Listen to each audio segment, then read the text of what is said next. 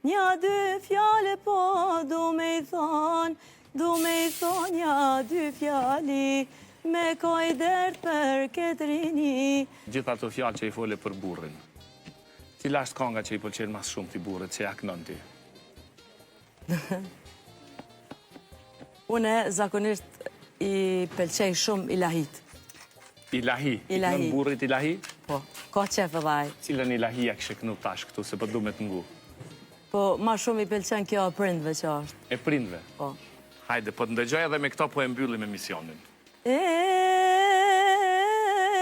o ngoni vllazër musliman, nja dy fjale po du me i thon, nja dy fjali, me koj dert për këtë rini, për ihnin e kohë sotit, që i harun o fjallë të zotit, i qitenuj, e kanë marrë model të huj, kanë marrë model evropian, kishe ma modern me kanë, po s'pojnë erojnë hiq babenon. Ej, o pejgamberi a.s.